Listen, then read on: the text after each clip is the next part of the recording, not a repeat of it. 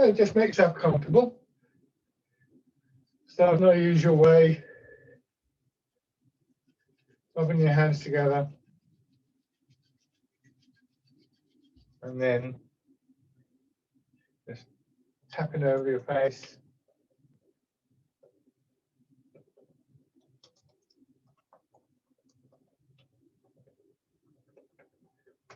Over your head and neck.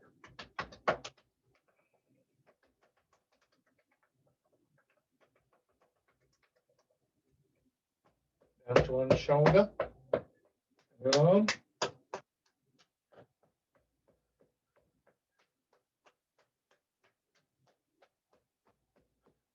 The other side.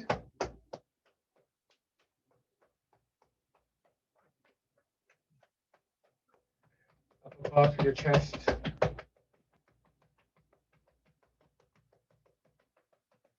Belly. And finally, the legs.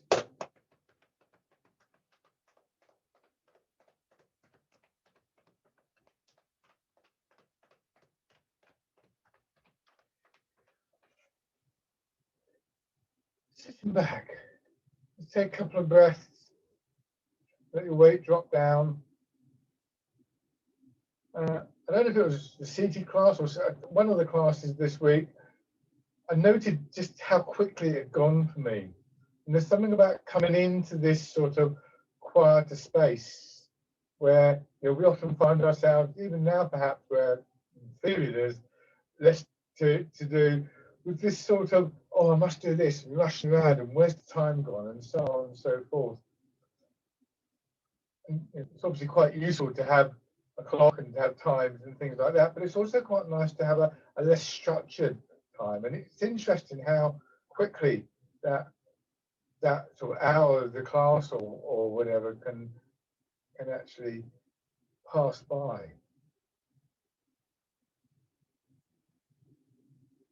It's quiet and still, or as feelings beginning to develop. In your weight in the chair. That gradual release, tightening, stiffness in the body. And with that kind of opening up of your mind, and that thing about getting away from kind of looking at the clock and time is very much a part of that change in your mind. Sense of space rather than sort of a very distinct structure.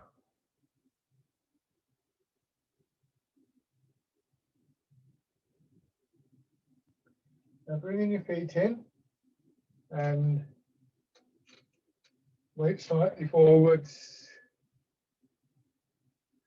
As we change, we lose some of those qualities, but we gradually learn to make the change in such a way that we kind of maximize our chance of keeping that sense of space. Bring some of your weight down into your feet, most of your weight back in your hips and buttocks. The upper body supported by hips and feet. Nice long feeling up through the middle of your body.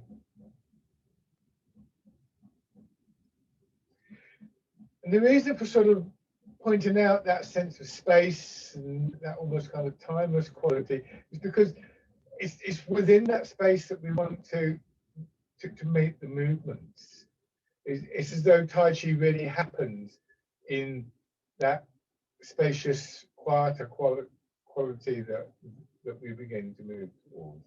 I think this is one of the reasons why people come to Tai Chi and why sometimes people just sit and watch Tai Chi and say that they felt so much better, because there's a different pace, a different kind of quality there. So as you go into the exercises, just turning your head, just see how you can make the movements without losing some of those qualities. And this is quite difficult because it kind of runs counter to how we normally would regard movement, how we would normally think of using our body.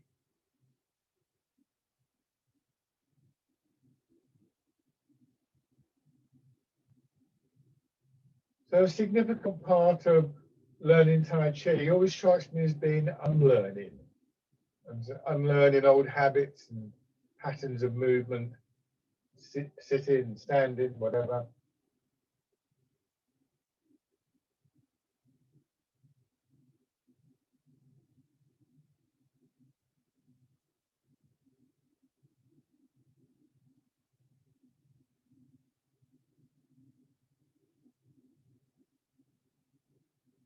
And then hands in front of your shoulders. So there's something quite, in a way, reassuring, I think, about the opening routines, a familiar route into that space, that quality of mind and body.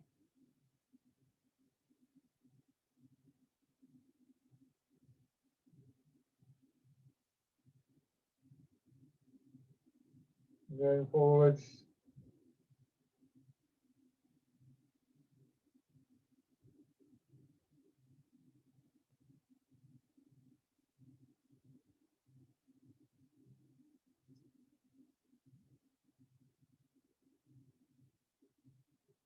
And then hands out to your sides.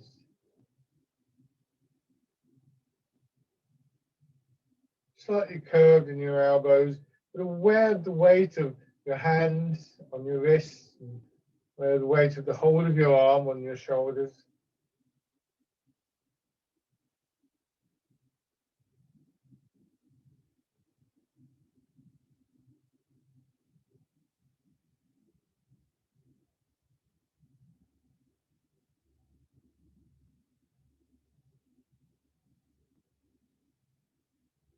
And then winding around.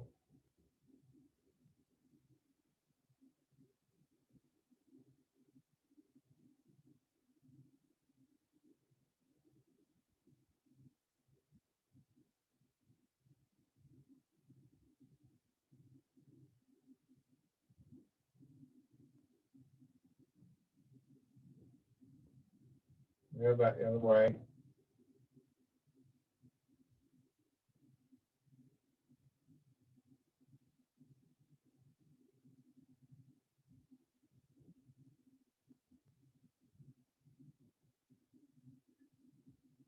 Rest your hands. Knees forwards and push back.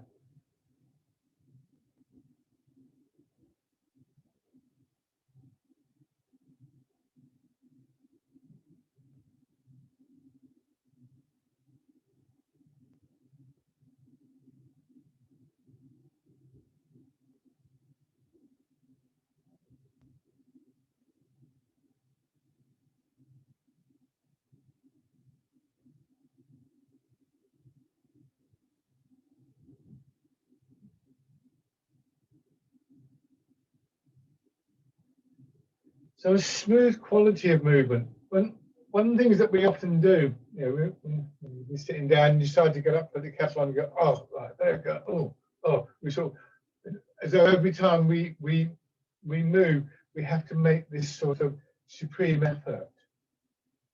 And actually, one of the things that we find with Tai Chi is that isn't always the case. I'm not saying it's never the case. Don't be too hopeful. Turn slightly.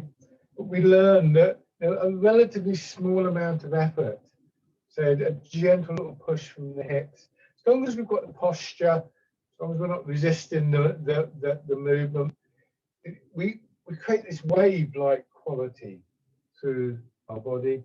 We start to get that flow, that sense of energy in the movement. The phrase that we often use in Tai Chi, turn the other way now, is that 4 ounces will move 1,000 pounds. The right amount of effort, the right time and place can actually build quite a lot. And I've talked before about recognizing the small changes in our body, seeing them as being like the bricks that you would build a house with, and focusing on those. And that's where we apply the small effort. And it's a whole series of small efforts, if you like to think of it like that. that build up into the larger movements. Going around. So we get quite a lot of movement, but it's quite gentle on our body. It's not unusual, I think, to find that, you know, if you've got a stiff shoulder or back or something like that, just ordinary movements can actually make it worse. But when we come to do Tai Chi, it's a very common experience for me. If I've pulled a muscle or something like that, I come to do Tai Chi, it's fine. It doesn't, you know, I don't even notice it because there's a kind of conscious effort to move in a different way.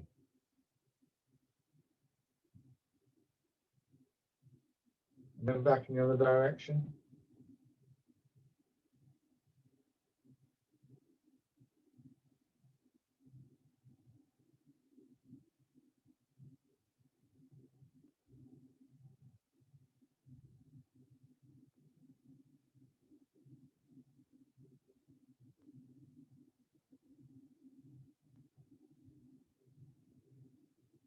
And then settle down, take the step.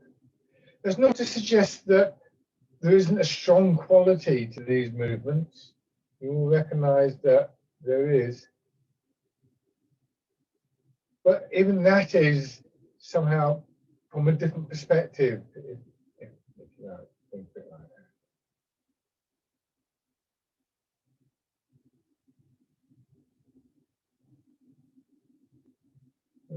And then on the other side.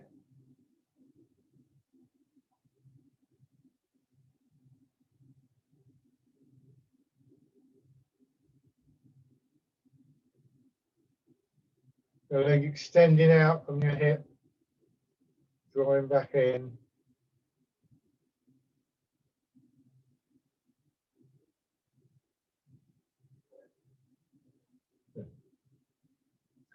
And let your hands come back to this position.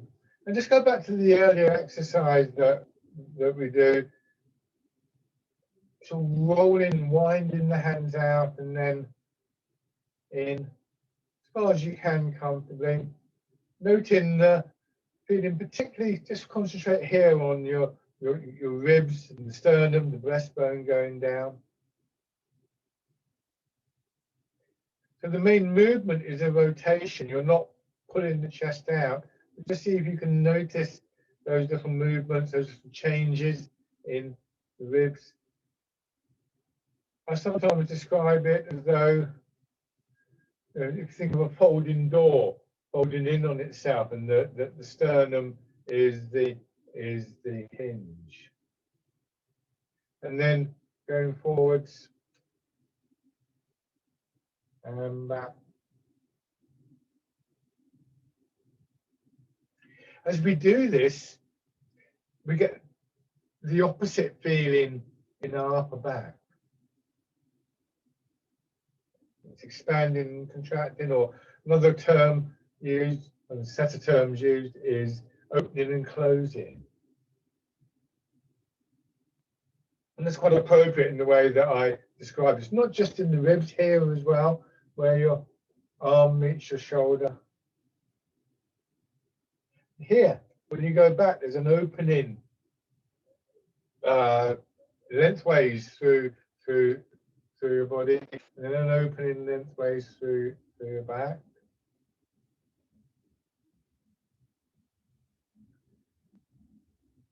And now, from here, going into fisherman cast neck, and go forwards, and just a little extension through your arm to your fingers, and then a contraction in. Rather than stretching your hands out, though, try and get a feeling of almost as though you were pushing against your hand, pushing your fingers out from your shoulder.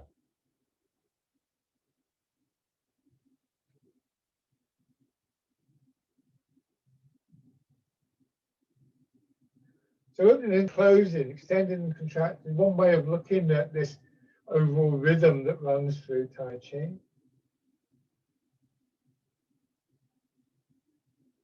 You could, for instance, link the extension of your arms as you go forwards to the the opening across your shoulders. And then as you start to come back, that opening contracts. Imagine if you, for instance, had an elastic band across your shoulders and down to your fingers. You get to hear the elastic band is stretched out a little bit and then it contracts. Naturally pulls your hands back. There's all sorts of ways of visualizing these details, of understanding these details. Eventually, you want to get past any kind of imagery and just settle on the experience. But it's quite useful to have ideas, images to work with to start off with. And then coming over. So that idea of the elastic band, the extension, contracting to move your arms, is quite useful at this point because we want to get away from the idea that we're lifting our arms.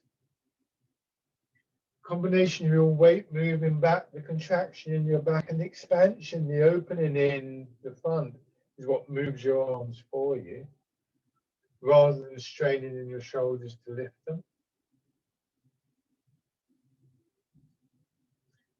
A little bit later, when we come to movements like parting the clouds, fisherman, sorry, not fisherman casting yet, dragon plucks the stars from the sky, it'll be useful for you to think back to this exercise and to see if you can use some of those same kind of qualities, some of those same mechanisms to raise your hand and your arm.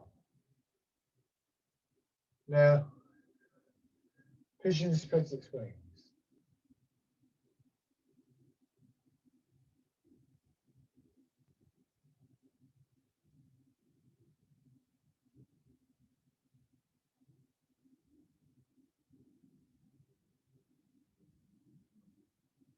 So it's not that the movement is effortless. Sometimes it's said, Tai Chi is effortless movement, but it isn't. It clearly isn't. But it's the effort that we make is actually significantly different to how we would normally expect to move. And it's this build-up of small movements and changes. It's the recognition of things like what I've been talking about, opening and closing, that really build into the movements and create the bigger movement.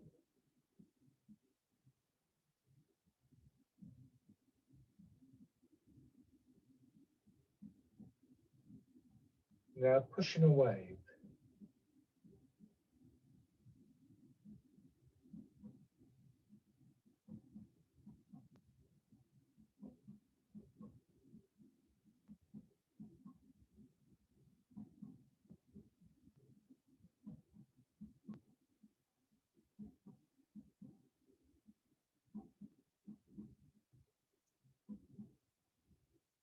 And we see here with this, the idea of pushing something, pushing a wave or pushing a boat sometimes. We get a smoother movement, but we also get a stronger movement. This different quality of strength that starts to make itself felt in Tai Chi.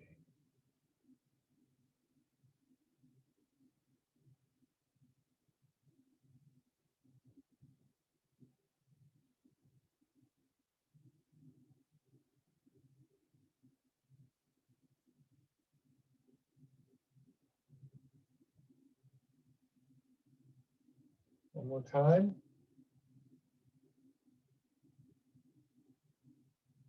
And then hands twisted. This time the hands don't rise up, they stay, well, I can say level with the hips, just a little bit above the hips actually, otherwise they bump into your knees. The arm again extending, contracting. This extension in things like our arms, our legs, I mentioned it when we were doing the step in. Think of the way something like a cat moves sometimes, when they're very still in their body, but they reach out with one paw. It's got some of that sort of quality about it.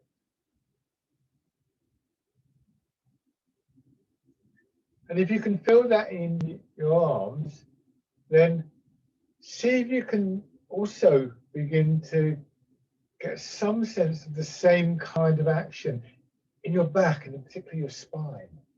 To try and connect that movement in your arms to a similar movement in your spine.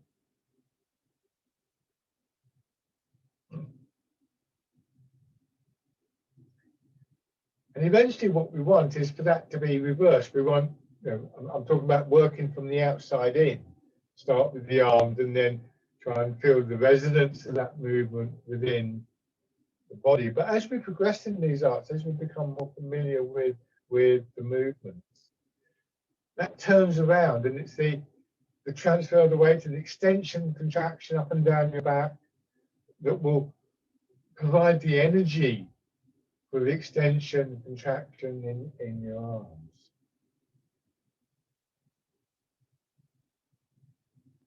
Now let's do a little 3-part sequence. So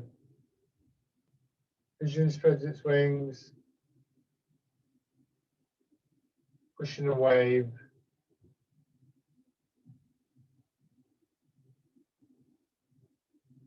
and then punch with both fists.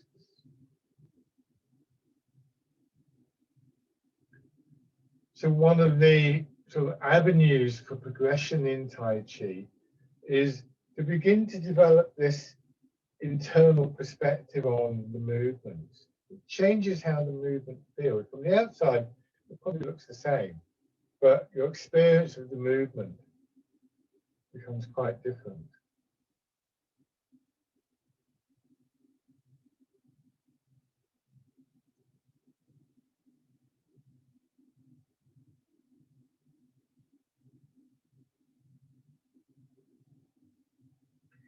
You'll gradually find that has an impact on the movements outside of the Tai Chi session,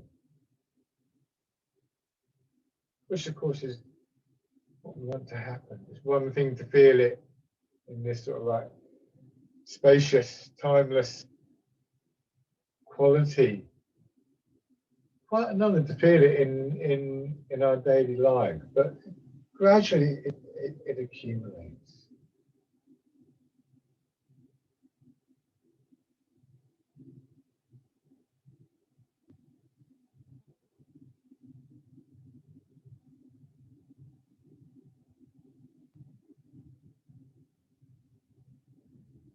Now, changing.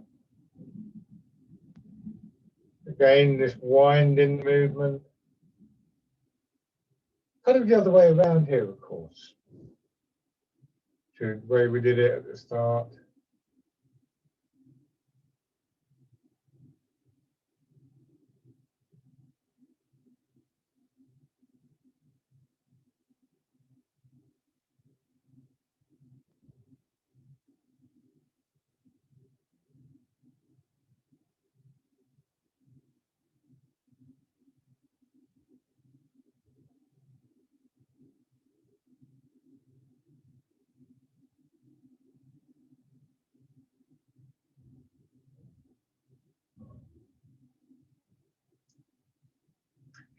So make this the last one and see to what degree you can bring these qualities into what I think of as the vertical movements. Not so straightforward, not so easy to do.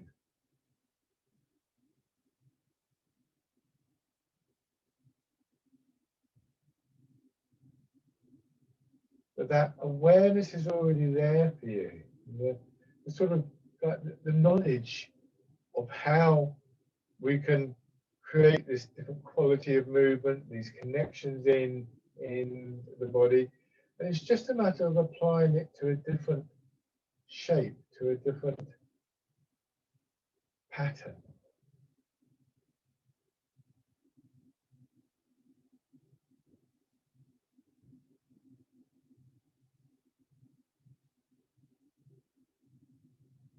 So your hands coming up, you could, for instance, directly relate it to your hips going down. The hips go down, that creates a bit of a pull up, leverage thing. And then we get that push up, that lengthening, that movement up and down our back and our spine, like a wave expanding out, just lifting the arms. And then the contraction down the front as though you're sort of pushing down on the ball in water.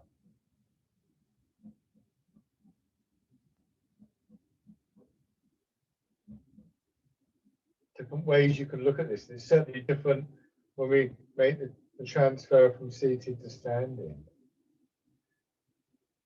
Wild goose, same thing, but more difficult because our arms are out to our sides. They're sort of hanging in space, as it were. It becomes quite strong in the muscles, particularly at the top of the arm.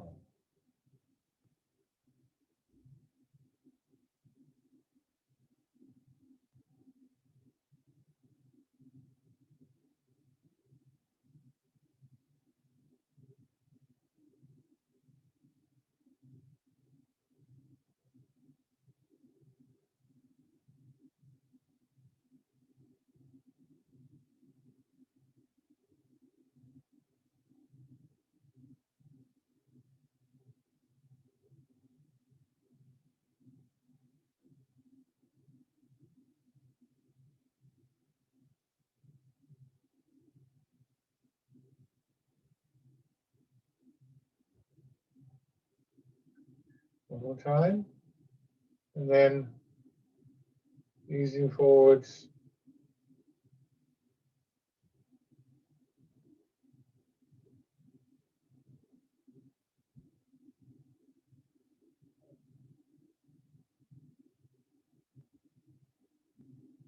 So one of the reasons we try and encourage people not to strain, here, this shouldn't be seen as an exercise to make you strain to raise your hands. It's because when we begin to strain, it's almost like we create a block to those internal movements. Like a dam in a river, the tension that causes stops us from responding with a sense of the whole body.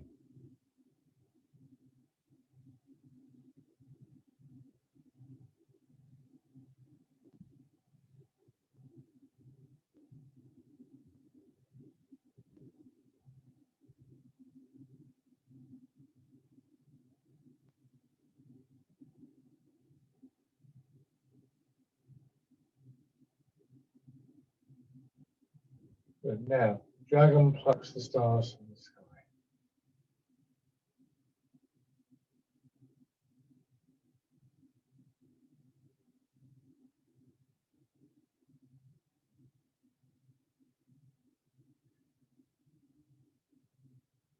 Remember that no one way of looking at these movements, no one description that I give you is ever going to be the whole story.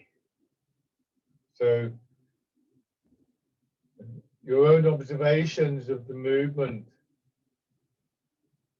are also very important, more important really than anything that I say.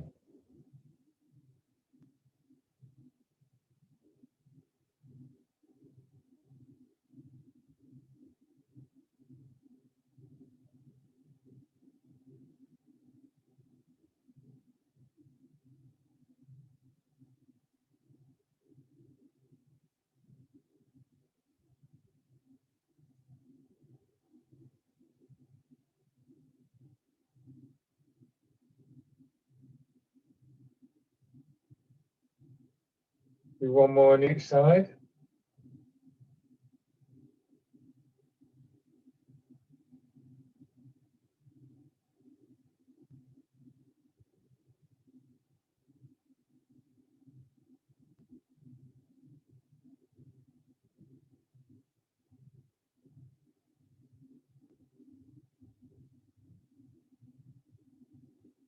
And then,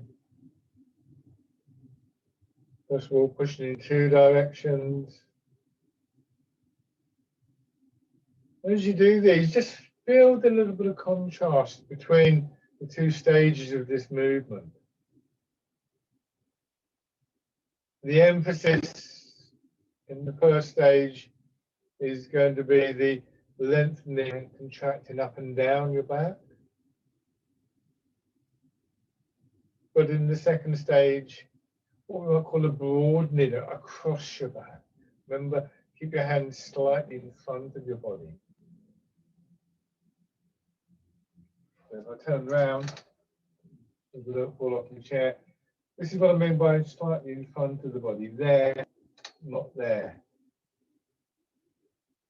And when we push out, I have to do this with one hand. It's there, not there. For some reason, particularly when we reach up, we do have a tendency to pull the hands back.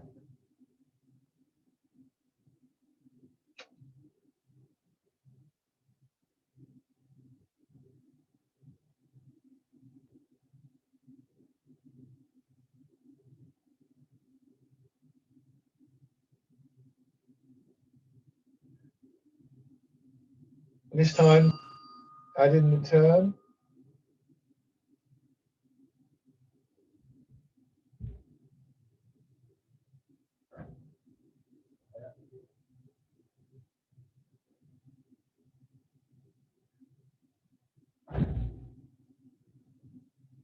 Another thing that can slip away a little in that space, another thing that we can kind of lose is a sense of tiredness. It's not unusual for me to sort of start teaching the class feeling quite tired and halfway through, not feel it at all. There's nothing wrong with feeling tired, by the way. And sometimes you can get to the end of a session and actually feel what I think of as a genuine tiredness. There's feeling tired, almost in a kind of stressed way. But then there's that genuine physical tiredness. Nothing wrong with that. It's perfectly reasonable to feel tired at times, to rest. But sometimes the tiredness that we feel can be almost a kind of agitated quality to it. It's that can just slip away from us as we practice.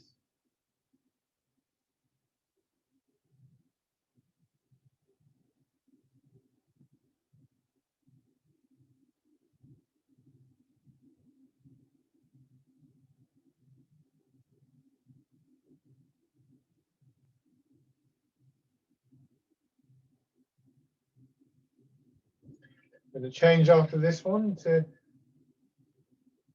scooping the sea and looking at the sky.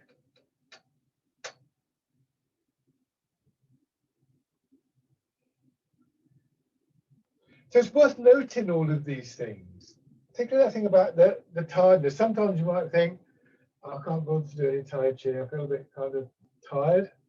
And it's, as I say, it depends on the quality of that tiredness. Sometimes it's a good thing to rest, but sometimes it's better to do the session, to do some exercises, and to get through to that kind of genuine physical tiredness and to get better rest as a result.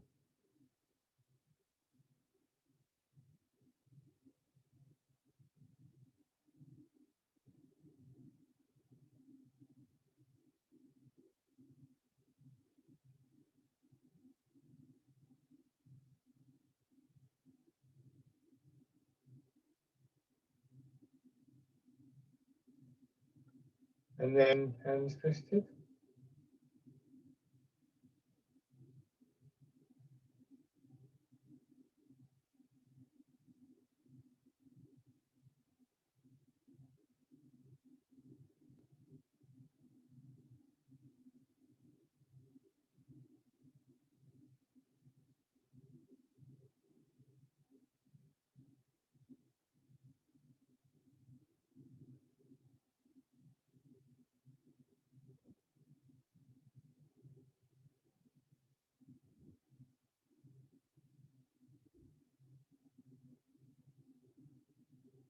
Switch sides.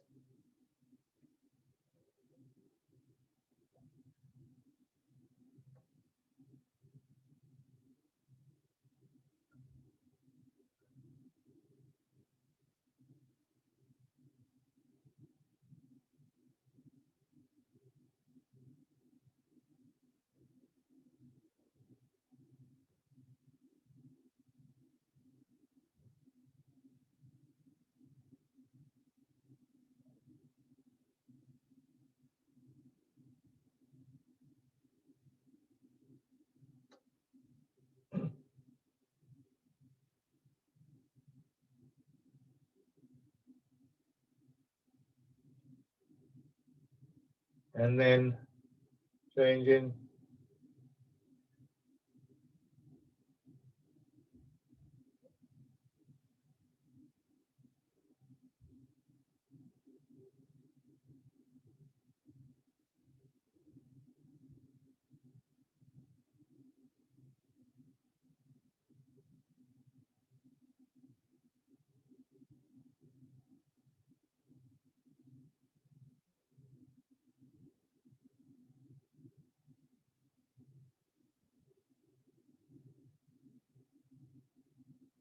One more time.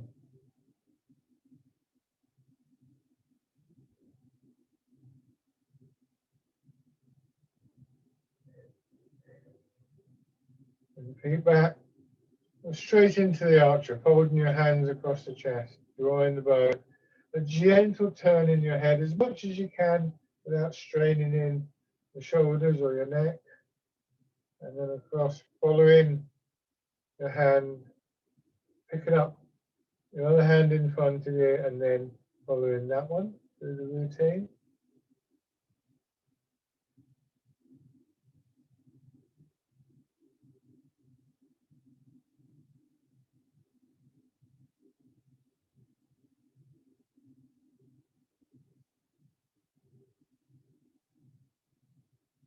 And with that, you can't quite see the end of the movement, can you?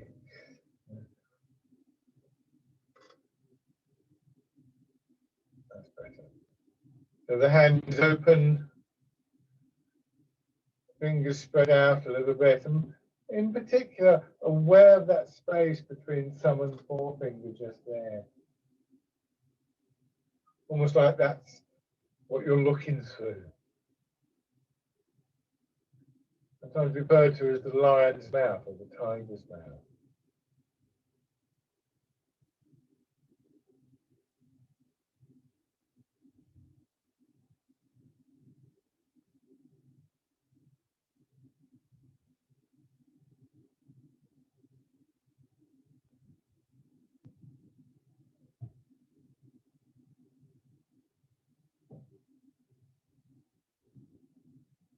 Let's do one more on each side.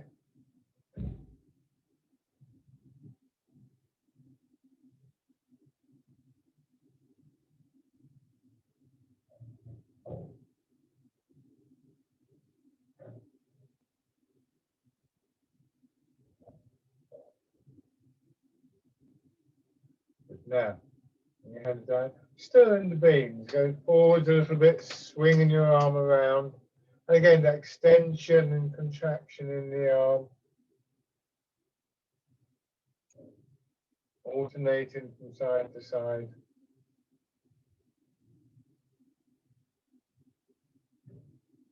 And from your arm, pinning it down from your shoulder, right to your hip, maybe even down your leg into your foot. Particularly as you turn, I tend to feel it on the outside of the leg there. That little gentle extension, not a strong movement, very subtle.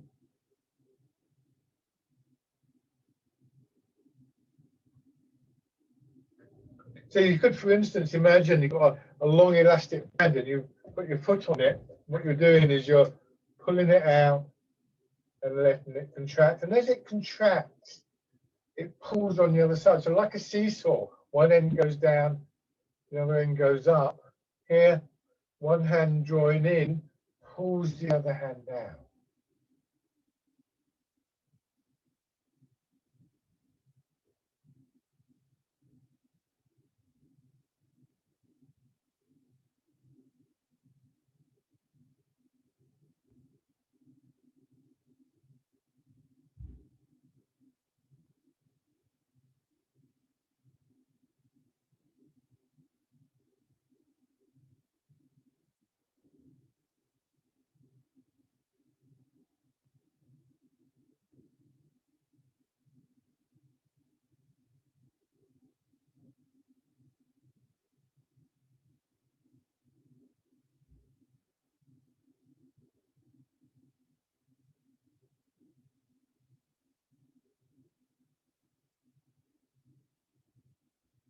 And then it's coming back to rest.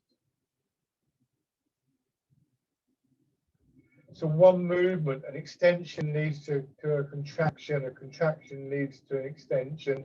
They're intertwined movements, relying on each other in that sense. Just as your in-breath relies on your out-breath and so on.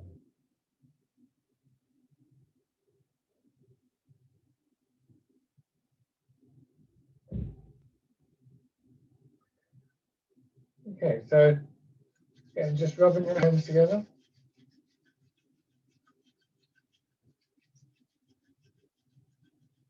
And tapping over your face.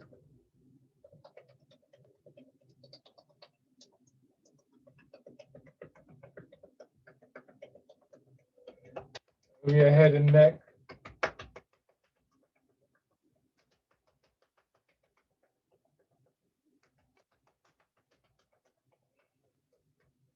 To one shoulder. Arm.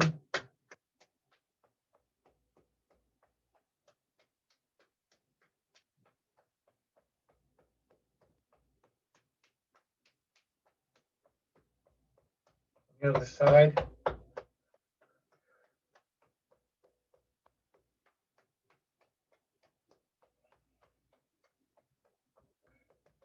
Part of your chest.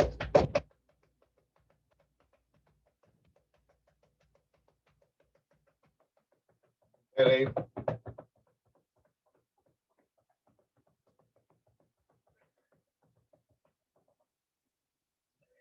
And your legs.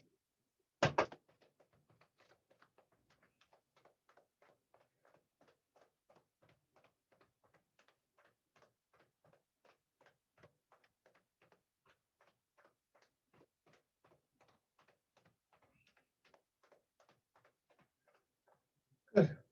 And then standing.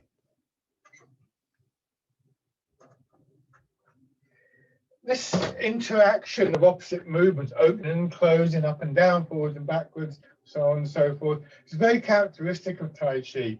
The name Tai Chi comes from the old Chinese concept that is summed up. I'll come a bit closer so you can say this symbol, what is sometimes referred to as the yin yang symbol. Its original name was the symbol of the Tai Chi. It's a kind of cosmological concept, I suppose you could call it, but it has the interaction of opposites. So the kind of generic terms for opening and closing and in breath and out breath, whatever, would be yin and yang. And so, you know, Tai Chi Chuan means fist or fighting form, is actually the martial art or the movement art, however you care to think about it, based on this principle of the interaction of opposites. And that idea of yin yang and the concepts associated with it go right through Chinese culture. And we find them in Chinese medicine and Chinese exercises and so on and so forth. The whole approach to life there, really. So first of all, we sink down and then we feel the push up. But even as we push up, we feel our feet pushing down into the ground. Body extending and contracting, feeling that rhythm, that wave of movement building, and then eventually just feeling that spreading into your arms.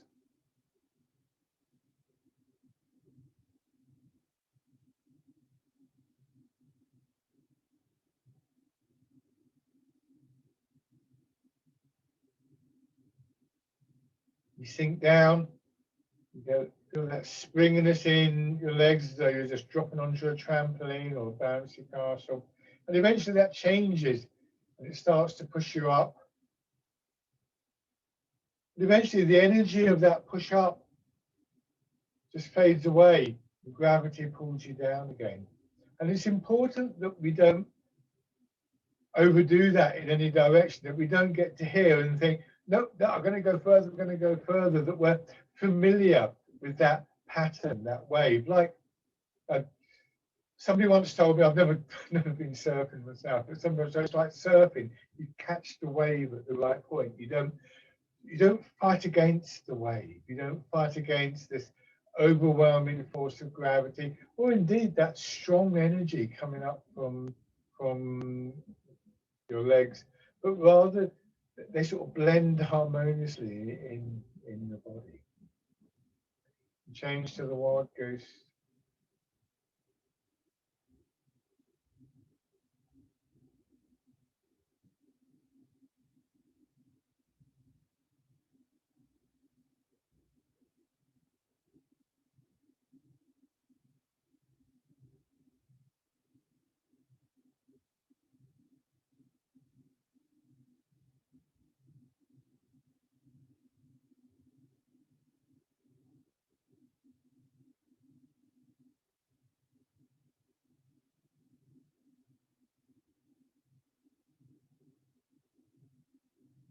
One more time. And then parting the clouds.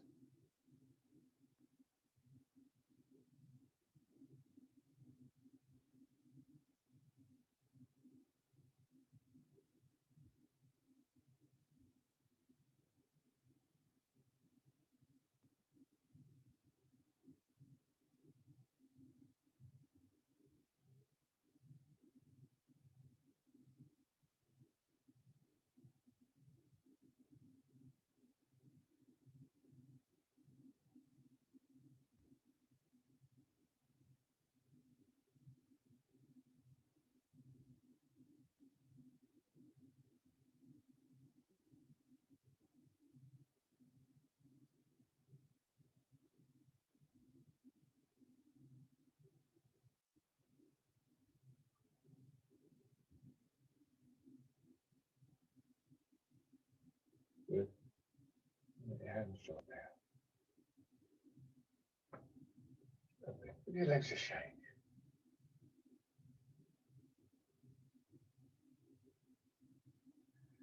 One foot forwards.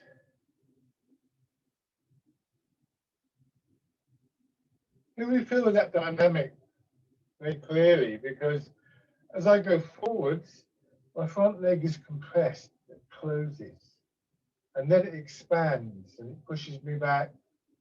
And as I do, it's now the back leg closing, being compressed, but the front leg opens out a little bit, and then that reverses.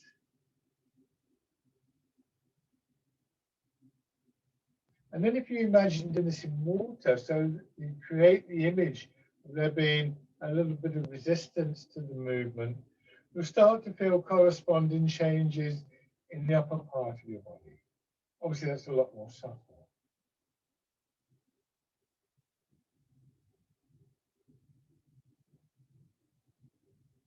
But it's those changes in the upper part of the body that will lead us in to the other exercises when we get to them. So for now, just beginning to move into the step in. Start by just a couple of times, or as many times as you need to, raising your toes and your heel until you feel that you're really settling well into the supporting leg.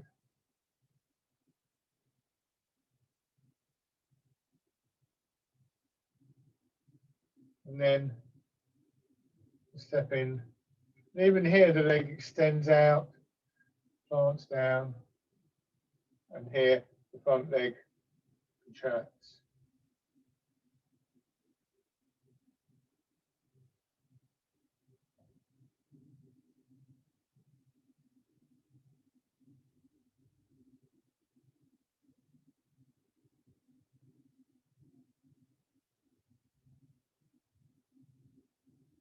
And then on the other side.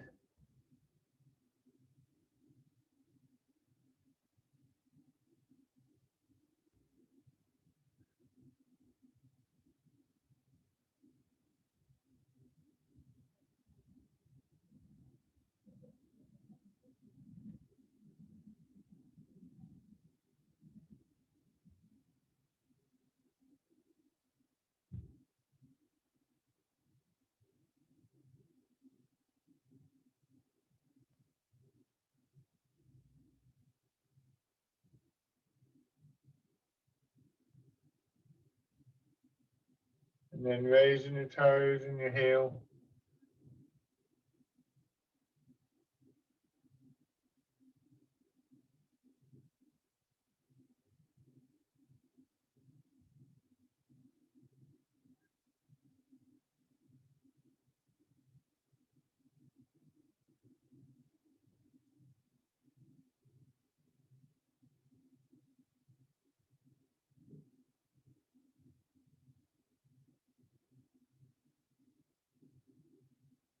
And then stepping in.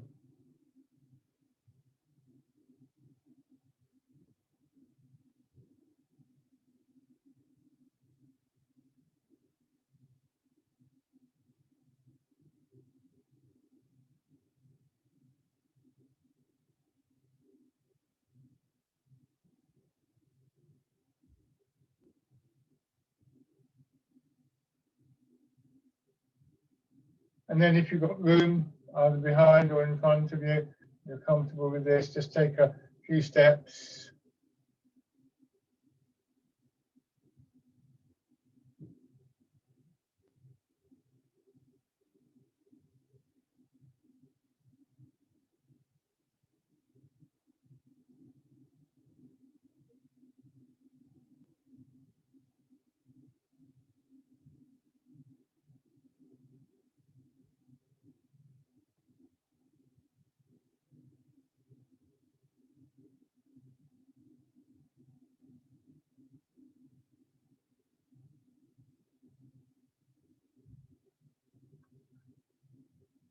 Bring your feet parallel.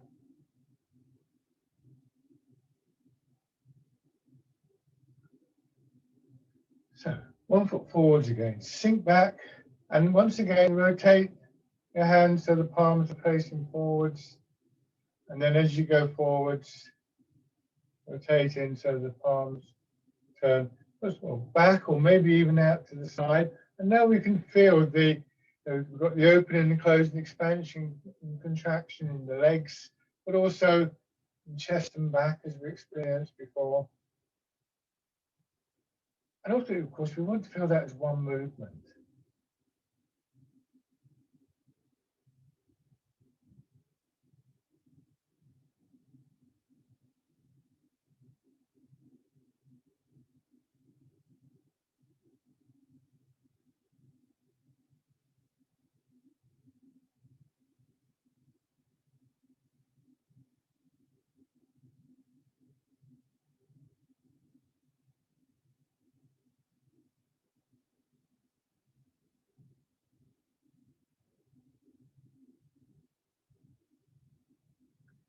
This time we're going to change to fisherman castanet.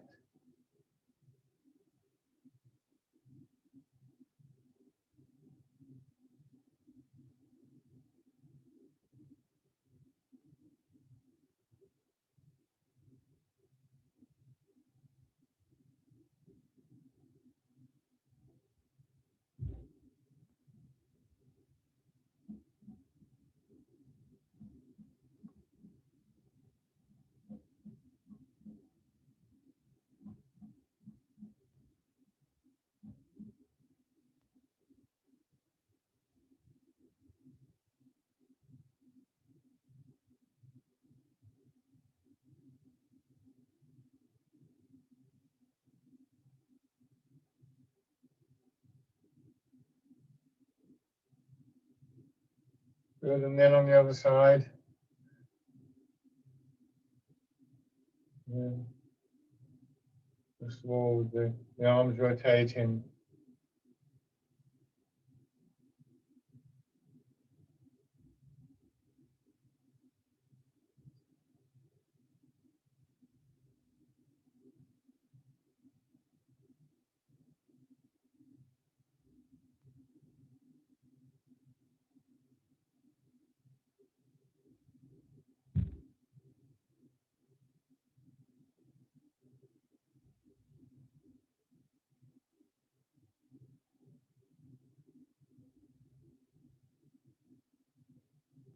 And then the fisherman castanet.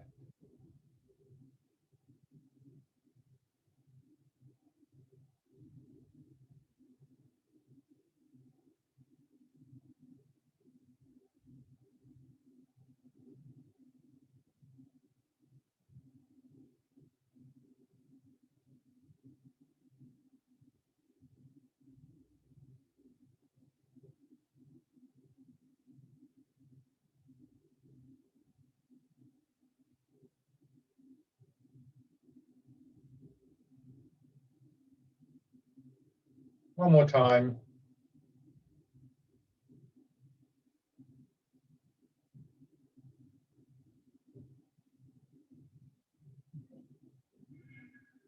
Right.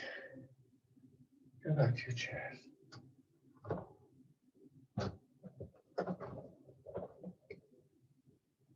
So one way of describing this experience, I suppose, is that the movements are done in a particular moment. And even with Tai Chi forms, which I know some of you have had a go at times, you get these quite long, involved forms. My first teacher always used to say that the seed of the next movement is actually in the movement that you're doing. So even if you're not sure what the next stage is, the best chance of getting it right is to really focus on this movement. And so, this moment, if you like. And once again, this connects Tai Chi with meditative practices. And there's something very important about being in that moment. Modern research has shown that it can really help with all sorts of medical conditions, to manage mental health problems and so on and so forth. Again, it's that quieter, almost timeless quality where we're not actually sort of like looking out and concerned with what's going on the news and so on and so forth. So just letting your hands drop down, embracing tiger, return to the mountain. And as always, with this idea of coming back to that space.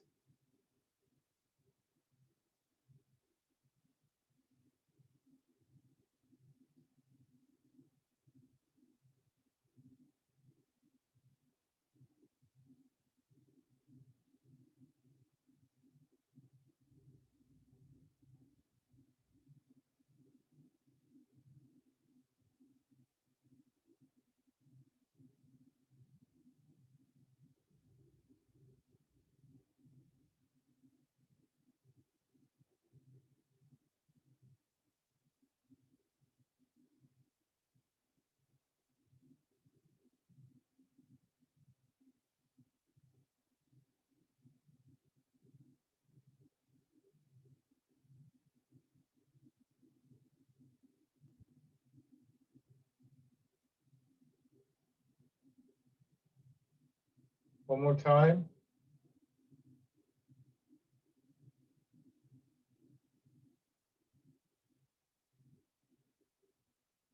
And rest.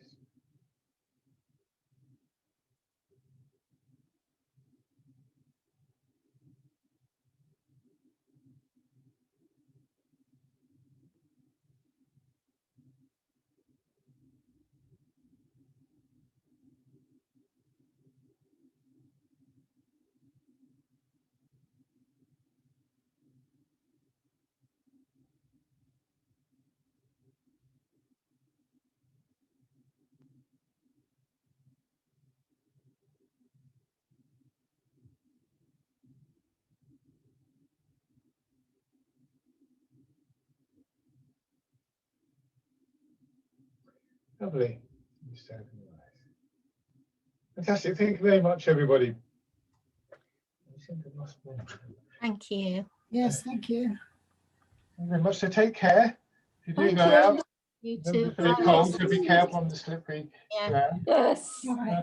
I'll see you all soon. Okay, thank you very much, everybody. Bye. Bye-bye. Bye-bye.